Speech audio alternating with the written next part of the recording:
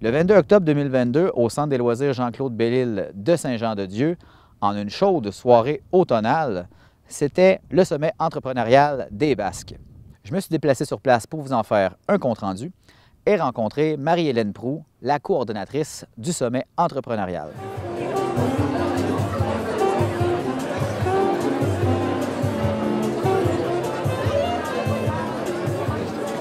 Dans le fond, on est là pour souligner les réussites et les bons coups des entrepreneurs de la région. La première édition a lieu en 2019, puis là, on a eu une pause forcée de 3 ans avec la pandémie. Et là, les gens avaient hâte de se rassembler, de réseauter. Donc, on voit que l'ambiance ici est à son paroxysme. Les gens avaient hâte de se rencontrer.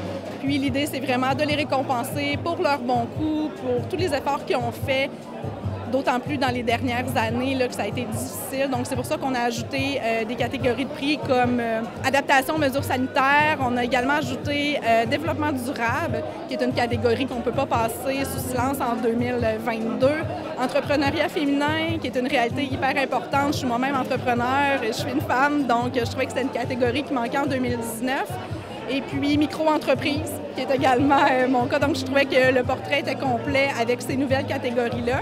C'est ça, c'était vraiment d'aller féliciter les bons coups de tous les gens, de tous les milieux, petites, moyennes, plus grandes entreprises qui contribuent là, au rayonnement des Basques à l'année, dans le fond. 250, on est à capacité complète, même qu'il y a eu des gens qui ont oublié de réserver, donc il a fallu doubler d'originalité pour leur trouver une petite place. Donc oui, les gens ont répondu à l'appel, puis de ce que j'entendais, les entreprises avaient vraiment hâte de sortir parce que ça fait quand même plusieurs mois qu'il n'y a pas eu d'événement de la sorte.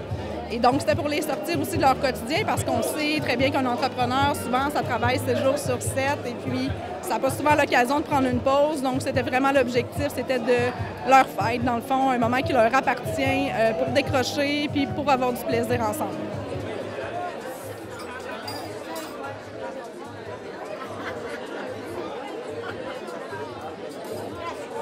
On a notre présentateur officiel qui est Desjardins, qui a dit oui tout de suite à s'associer à l'événement, qui était présent dans les Basques.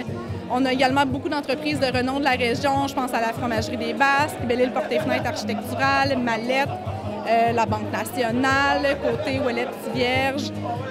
On a également les municipalités, la municipalité de Saint-Jean-de-Dieu et la ville de Trois-Pistoles qui nous ont appuyés. Il y en a vraiment beaucoup, je ne peux pas tous les nommer, mais on a vraiment, les gens ont répondu à l'appel puis étaient vraiment enchantés de collaborer à l'événement. Moi, j'ai été engagée au mois de mai, donc c'est effectivement beaucoup de travail. Je peux compter sur les membres d'un comité logistique qui m'ont appuyée. Dans le fond, moi, j'ai coordonné, géré tout ce beau monde-là, qui ont mis la main à la pâte pour aller chercher les commanditaires, pour engager, là, c'est sûr, le traiteur, les bouchers, le vin, les trophées. C'est sûr qu'on pense, il y a énormément de détails dans l'organisation d'un gala. Il y a toujours des imprévus aussi. Donc, on compose avec ça. Mais oui, j'ai pu compter sur un comité de plusieurs personnes. Mon comité jury, je leur ai donné le mandat de se pencher sur les événements notables dans les Basques qui ont eu lieu depuis novembre 2019, donc depuis le dernier gala. Et puis, on a soulevé les faits saillants. Et également, plus tard dans la soirée, il va y avoir également une vidéo pour les jubilaires. Donc, les jubilaires qui comptent plus de 20 ans d'activité professionnelle et qui n'ont pas été soulignés dans le gala 2019, naturellement, vont recevoir une plaque commémorative là, pour ce qu'ils apportent au milieu de Basque depuis plus de 2 décennies déjà.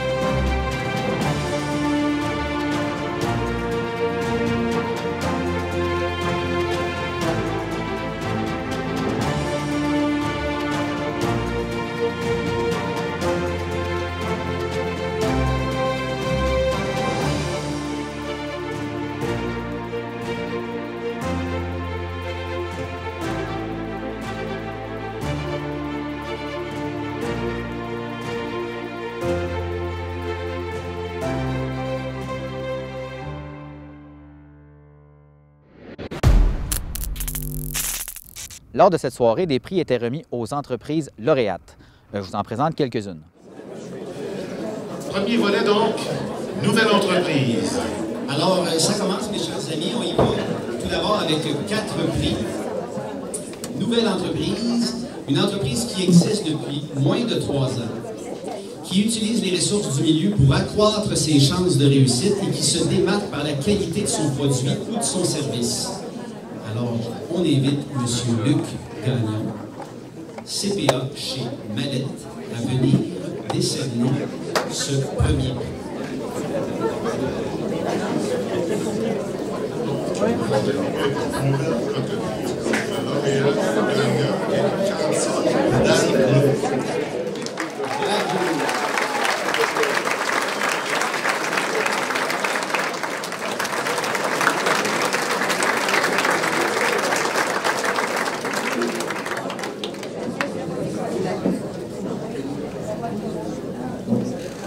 Alors, félicitations pour cette reconnaissance. Maintenant, la catégorie repreneuriat, relève, si vous préférez, une distinction qui est remise à l'entreprise qui, au cours des 3 dernières années, a réussi un transfert avec succès ou a entrepris un processus de repreneuriat avec des entrepreneurs actifs dans les Basques. Elle doit démontrer une planification remarquable et un plan de relève efficace. Et ce prix sera présenté et remis par M. Éric Malenfant, président de JCO Malenfant. Alors, le premier.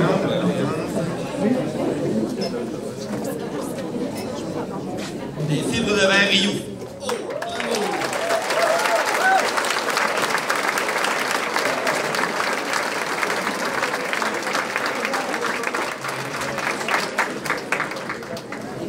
Descendez d'une marche. Ça va être plus simple.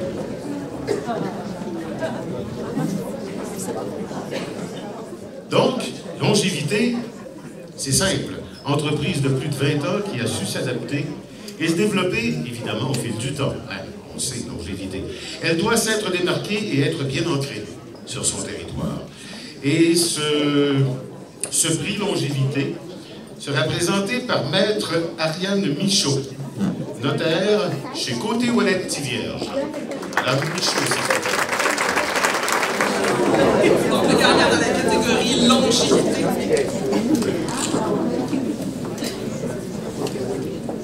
Ferme Bastille.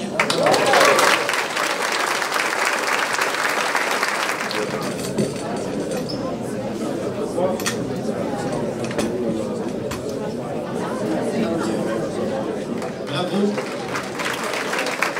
Bon, dans la catégorie investissement, donc, entreprise qui, au cours des 2 dernières années, a investi un capital important dans un projet d'expansion, de modernisation ou de lancement de produits ou de services. Grâce à ce projet d'investissement, elle a réussi à engendrer une plus grande productivité et à développer une vision d'avenir. Alors, pour remettre le prix, M. Danny Leblanc, voilà.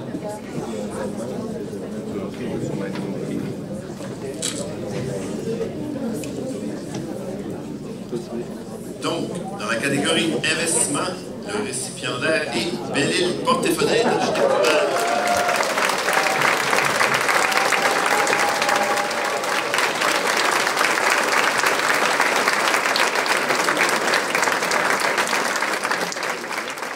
C'est finalement dans une ambiance festive que la 2e édition du Sommet entrepreneurial des Basques s'est clôturée.